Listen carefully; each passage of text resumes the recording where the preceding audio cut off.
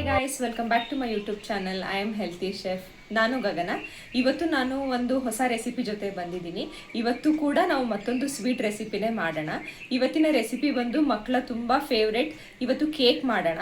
ಆದರೆ ಯಾವುದೇ ರೀತಿ ಶುಗರ್ ಆಗಲಿ ಮೈದಾನ ಬಳಸ್ದೇಲೆ ಓವೆನ್ನು ಕೂಡ ಯೂಸ್ ಮಾಡದೆ ಮನೆಯಲ್ಲೇ ಹೇಗೆ ಕೇಕ್ ಮಾಡೋದು ಅಂತ ನೋಡೋಣ. ಇದು ಹೆಲ್ತಿ ಕೇಕ್. ಇದನ್ನು ಹೇಗೆ ಮಾಡೋದು ಅಂತ ತೋರಿಸ್ಕೊಡ್ತೀವಿ ಗೈಸ್. ನಮ್ಮ ಹೆಲ್ತಿ ಕೇಕ್ ಮಾಡೋಕ್ಕೆ ಬೇಕಾಗಿರುವಂಥ ಇಂಗ್ರೀಡಿಯೆಂಟ್ಸು ನಾನಿಲ್ಲಿ 2 ಸ್ಪೂನಷ್ಟು ಬೇಕಿಂಗ್ ಪೌಡರ್ ತಗೊಂಡಿದ್ದೀನಿ. ಅರ್ಧ ಕಪ್ಪಷ್ಟು ರಾಗಿ ತಗೊಂಡಿದ್ದೀನಿ. ಮತ್ತು ಇದು ಬೇಕಿಂಗ್ ಸೋಡಾ ಹಾಗೆ 2 ಸ್ಪೂನಷ್ಟು ಬೇಕಿಂಗ್ ಪೌಡರ್ನ ತಗೊಂಡಿದ್ದೀನಿ. ಇಲ್ಲಿ ನಾನು ಉಗುರು ಬೆಚ್ಚಗೆ ಇರೋ ಹಾಲಿಗೆ ಎಷ್ಟು ಕಪ್ ರಾಗಿ ತಗೊಂಡಿದ್ದೀನೋ ಆ ಕಪ್ ತುಂಬ ಖರ್ಜೂರನ ನೆನೆಸಿ ಇಟ್ಕೊಂಡಿದ್ದೀನಿ ಆಲ್ರೆಡಿ. ಮತ್ತು ಇಲ್ಲಿ ನಾನು ಎಲ್ಲ ತರಹ ಡ್ರೈ ಫ್ರೂಟ್ಸ್ನ ತಗೊಂಡಿದ್ದೀನಿ. ಗೋಡಂಬಿ, ಬಾದಾಮಿ, ಇದು ವಾಲ್ನಟ್ಸ್ ಮತ್ತು ಇದು ದ್ರಾಕ್ಷಿ, ಮತ್ತು 1 ಬಾಳೆಹಣ್ಣ ತಗೊಂಡಿದ್ದೀನಿ. ನಿಮ್ಮ ಹತ್ರ ಇದಕ್ಕಿಂತ ಹೆಚ್ಚಿಗೆ ಡ್ರೈ ಫ್ರೂಟ್ಸ್ ಇದ್ರೂ ಕೂಡ ನೀವು ಬಳಸ್ಕೋಬೋದು. ಸೊ ಈಗ ಕೇಕ್ ಮಾಡೋಕ್ಕೆ ಸ್ಟಾರ್ಟ್ ಮಾಡೋಣ ಬನ್ನಿ. ಸೊ ಗೈಸ್, ಮೊದಲನೇದಾಗೂ ನಾವು ನಮ್ಮ ರಾಗಿ ಪೌಡರ್ನ ಹುರ್ಕೊಳ್ಳೋಣ ಚೆನ್ನಾಗಿ. ಇದ್ರದ್ದು ಹಸಿ ವಾಸನೆ ಹೋಗಿ ಇದು ಘಮ್ ಅಂತ ಸ್ಮೆಲ್ ಬರೋ ತನಕ ನಾವು ರಾಗಿನ ಚೆನ್ನಾಗಿ ಹುರ್ಕೊಳ್ಳೋಣ. ಸೊ ಗೈಸ್, ಈಗ ನಾನು ರಾಗಿನ ಚೆನ್ನಾಗಿ ಇಲ್ಲಿ ಹುರಿದು ಇಟ್ಕೊಂಡಿದ್ದೀನಿ. ಈಗ ಇದನ್ನು ತಣ್ಣಗಾಗಕ್ಕೆ ಒಂದು ಸೈಡಲ್ಲಿ ಇಡೋಣ. ಅಲ್ಲಿ ತನಕ ನಾವು ನೆಕ್ಸ್ಟು ಪೇಸ್ಟ್ ರೆಡಿ ಮಾಡ್ಕೊಳ್ಳೋಣ. ಖರ್ಜೂರನ ನಾವೇನು ಹಾಲಲ್ಲಿ ನೆನೆಸಿ ಇಟ್ಕೊಂಡಿದ್ದೀವಿ ಅದ್ರದ್ದು ಪೇಸ್ಟ್ ರೆಡಿ ಮಾಡ್ಕೊಳ್ಳೋಣ. ಸೊ ಗೈಸ್, ನಾನು ರಾಗಿನ ಹುರಿಯುವಾಗ ಅದಕ್ಕೆ ಯಾವುದೇ ರೀತಿ ತುಪ್ಪ ಏನು ಕೂಡ ಹಾಕೊಂಡಿಲ್ಲ, ಹಾಗೇನೆ ಡ್ರೈ ರೋಸ್ಟ್ ಮಾಡ್ಕೊಂಡಿರೋದು. ಈಗ ಮೊದಲನೇದಾಗಿ ನಾನು ಜಾರ್ಗೆ 1 ಬನಾನಾ ಏನು ತಗೊಂಡಿದ್ದೆ ಅದನ್ನು ಕಟ್ ಮಾಡಿ ಹಾಕೋತಾ ಇದ್ದೀನಿ. ಹಾಗೆ ಇದ್ರ ಜೊತೆಗೆ ನಾನು ಇಲ್ಲಿ ನೆನೆಸಿಟ್ಕೊಂಡಿರೋಂತಹ ಖರ್ಜೂರ ಏನಿದೆ ಇದನ್ನು ಹಾಕ್ಕೊಂಡು ಮಿಕ್ಸಿಯಲ್ಲಿ ಸಣ್ಣದಾಗಿ ಗ್ರೈಂಡ್ ಮಾಡ್ಕೊಳ್ಳೋಣ. ಅದು ಖರ್ಜೂರ ಮತ್ತು ಬನಾನಾ ಬ್ಲೆಂಡ್ ಆದಮೇಲೆ ಹಾಲನ್ನ ಹಾಕಿ ಗ್ರೈಂಡ್ ಮಾಡ್ಕೊಳ್ಳೋಣ. ಅದು ರೆಡಿ ಆದಮೇಲೆ ನೆಕ್ಸ್ಟ್ ಸ್ಟೆಪ್ ಮಾಡೋಣ. ಖರ್ಜೂರ ಮತ್ತು ಬನಾನಾದು ಈ ಥರ ಪೇಸ್ಟ್ ರೆಡಿಯಾಗಿದೆ. ಈಗ ನಾವು ಯಾವ ಹಾಲಲ್ಲಿ ಖರ್ಜೂರ ನೆನೆಸ್ಕೊಂಡಿದ್ವಿ ಆ ಹಾಲನ್ನು ಹಾಕ್ಕೊಂಡು ಬ್ಲೆಂಡ್ ಮಾಡ್ಕೊಳ್ಳೋಣ. ಆಗ ಒಂದು ಸ್ಮೂತ್ ಪೇಸ್ಟ್ ರೆಡಿ ಆಗುತ್ತೆ. ಸೊ ಗೈಸ್, ಇಲ್ಲಿ ನಮ್ಮ ಫೈನ್ ಪೇಸ್ಟ್ ರೆಡಿಯಾಗಿದೆ. ಈಗ ಇದನ್ನು ಮಿಕ್ಸಿಂಗ್ ಬೌಲ್ಗೆ ಟ್ರಾನ್ಸ್ಫರ್ ಮಾಡ್ಕೊಳ್ಳೋಣ. ಇದೇ ಬೌಲಲ್ಲಿ ನಾವು ಕೇಕ್ದು ಎಲ್ಲ ಇಂಗ್ರೀಡಿಯೆಂಟ್ಸ್ನ ಮಿಕ್ಸ್ ಮಾಡೋ ಅಂಥದ್ದು. ಸೊ ಆದಷ್ಟು ಒಂದು ಸ್ವಲ್ಪ ದೊಡ್ಡ ಬೌಲ್ನೇ ತಗೊಳ್ಳಿ, ಆಗ ಮಿಕ್ಸ್ ಮಾಡೋಕ್ಕೆ ಅನುಕೂಲ ಆಗುತ್ತೆ. ಸೊ ಗೈಸ್, ಇಲ್ಲಿ ನಮ್ಮ ಖರ್ಜೂರ, ಹಾಲು ಮತ್ತು ಬನಾನದು ಪೇಸ್ಟ್ ರೆಡಿಯಾಗಿದೆ. ಇದಕ್ಕೆ ನಾನು ತುಪ್ಪ ಅಥವಾ ನೀವು ಬಟರ್ನ ಕೂಡ ಮೆಲ್ಟ್ ಮಾಡಿಕೊಂಡು ಹಾಕೋಬೋದು. ಒಂದು 2 to 3 ಸ್ಪೂನಷ್ಟು ತುಪ್ಪನ ನಾನಿಲ್ಲಿ ಬಿಸಿ ಮಾಡಿಕೊಂಡು ಹಾಕೋತಾ ಇದ್ದೀನಿ. ಇದ್ರ ಜೊತೆಗೆ ನಾವು ತೆಗೆದಿಟ್ಕೊಂಡಿದ್ದಂತಹ ಕೋಕೋವಾ ಪೌಡರ್, ಬೇಕಿಂಗ್ ಪೌಡರ್ ಹಾಗೆ ಬೇಕಿಂಗ್ ಸೋಡಾನ ಹಾಕ್ಕೊಂಡು ಇದನ್ನು ನೀಟಾಗಿ ಮಿಕ್ಸ್ ಮಾಡ್ಕೊಳ್ಳೋಣ.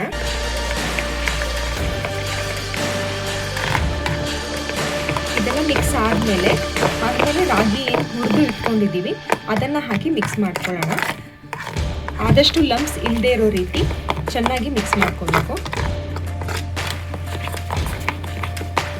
ಇದನ್ನು ಮಿಕ್ಸ್ ಮಾಡಬೇಕಾದ್ರೆ ನಿಮಗೆ ಈ ಮಿಶ್ರಣ ಏನಾದರೂ ತುಂಬ ಗಟ್ಟಿ ಆಗ್ತಾ ಇದೆ ಅಂತ ಅನಿಸಿದ್ರೆ ಆ ಪಕ್ಷದಲ್ಲಿ ನೀವು ಸ್ವಲ್ಪ ಹಾಲನ್ನ ಕೂಡ ಬಳಸ್ಕೋಬೋದು. ಹಾಲು ಹಾಕ್ಕೊಂಡು ಮಿಕ್ಸ್ ಮಾಡ್ಕೋಬೋದು. ಇನ್ನೊಂದು ಸ್ವಲ್ಪ ಈಗ ನಾನು ಸ್ವಲ್ಪ ರಾಗಿ ಹಾಕ್ಕೊಂಡು ಮಿಕ್ಸ್ ಮಾಡ್ತಿದ್ದೀನಿ. ಒಟ್ಟಿಗೆ ಎಲ್ಲ ಹಾಕಿದ್ರೆ ಲಂಪ್ಸ್ ಆಗುತ್ತೆ. ಅದಕ್ಕೆ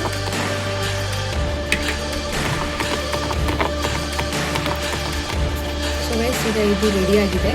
ಇದನ್ನು ನಾವು ಎಷ್ಟು ಈ ರೀತಿ ಕಲಿಸ್ಕೋತೀವೋ ಕೇಕ್ ಅಷ್ಟು ಫ್ಲಫಿಯಾಗಿ ಬರುತ್ತೆ. ಈಗ ಇಲ್ಲಿ ನಾನು ಸ್ವಲ್ಪ ಡ್ರೈ ಫ್ರೂಟ್ಸ್ನ ಸಣ್ಣದಾಗಿ ಕಟ್ ಮಾಡಿ ಇಟ್ಕೊಂಡಿದ್ದೀನಿ. ಅದನ್ನೆಲ್ಲ ಹಾಕಿ ಮಿಕ್ಸ್ ಮಾಡ್ಕೊತಾ ಇದ್ದೀನಿ.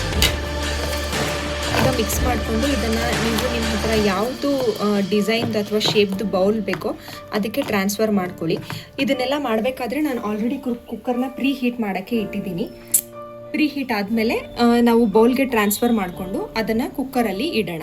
ಸೊ ಗೈಸ್, ಈಗ ನಮ್ಮ ಕೇಕ್ ಮಿಕ್ಸ್ಚರ್ ಕಂಪ್ಲೀಟಾಗಿ ರೆಡಿಯಾಗಿದೆ. ನಾನು ಅದನ್ನು ಇಷ್ಟು ದೊಡ್ಡ ಮೋಲ್ಡಲ್ಲಿ ಹಾಕ್ಕೊಂಡಿದ್ದೀನಿ.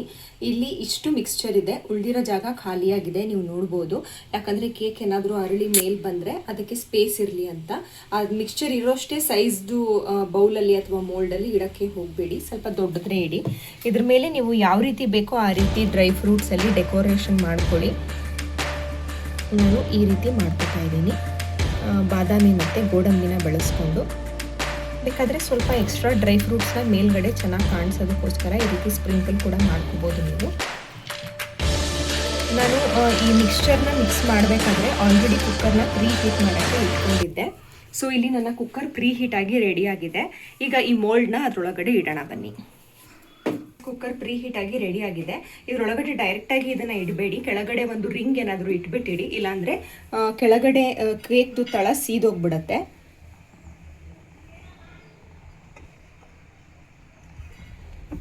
ಈಗ ಇದನ್ನು 30 to 35 ಮಿನಿಟ್ಸ್ ತನಕ ಸಿಮ್ಮಲ್ಲಿ ಇಟ್ಟು ಬೇಕ್ ಮಾಡೋಣ. ಕೇಕ್ ರೆಡಿ ಆದಮೇಲೆ ಹೇಗಾಗಿದೆ ಅಂತ ಸಿಗ್ತೀನಿ ಗೈಸ್. ಈಗ 35 ಮಿನಿಟ್ಸ್ ಆಗಿದೆ, ನೋಡೋಣ ಬನ್ನಿ ಕೇಕ್ ಹೇಗೆ ರೆಡಿ ಆಗಿದೆ ಅಂತ. ಸೊ ಕೇಕ್ ಚೆನ್ನಾಗಿ ಫ್ಲಫಿಯಾಗಿ ಬಂದಿದೆ. ಈಗ ಇದನ್ನು ಸ್ಟವ್ ಆಫ್ ಮಾಡಿ ತಣ್ಣಗಾಗೋಕ್ಕೆ ಬಿಡೋಣ. ಅದು ತಣ್ಣಗಾದ್ಮೇಲೆ ಹೇಗೆ ಬಂದಿದೆ ಅಂತ ತೋರಿಸ್ತೀನಿ.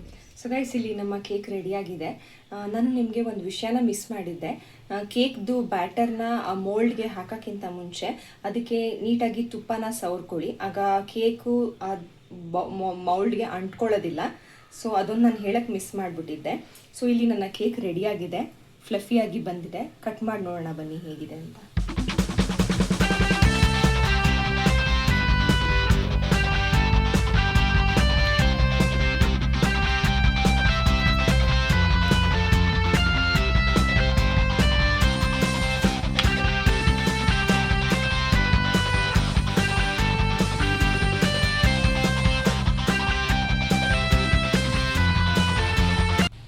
ಸೊ ಗೈಸ್, ಇಲ್ಲಿ ನಮ್ಮ ರಾಗಿ ಕೇಕ್ ರೆಡಿಯಾಗಿದೆ. ಇದರಲ್ಲಿ ಯಾವುದೇ ರೀತಿ ಶುಗರ್ ಯೂಸ್ ಮಾಡಿಲ್ಲ, ನಾನು ಮೈದಾ ಯೂಸ್ ಮಾಡಿಲ್ಲ, ಓವೆನ್ ಕೂಡ ಯೂಸ್ ಮಾಡಿಲ್ಲ, ಏನೂ ಇಲ್ಲದೆ ಹೆಲ್ತಿಯಾಗಿ ಮನೆಯಲ್ಲಿ ಕ್ಯಾಲ್ಸಿಯಂ ರಿಚ್ ಆಗಿರುವಂತಹ ರಾಗಿನ ಯೂಸ್ ಮಾಡಿ ಮಾಡಿರುವಂತಹ ಕೇಕ್ ಇದು.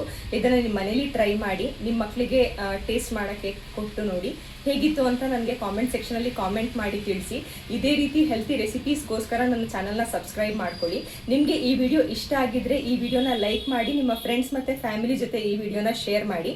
ಮತ್ತೊಂದು ವಿಡಿಯೋದಲ್ಲಿ ಇದೇ ರೀತಿ ಇನ್ನೊಂದು ಹೊಸ ರೆಸಿಪಿ ಜೊತೆಗೆ ಸಿಗ್ತೀನಿ. ಅಲ್ಲಿ ತನಕ take care, see you soon.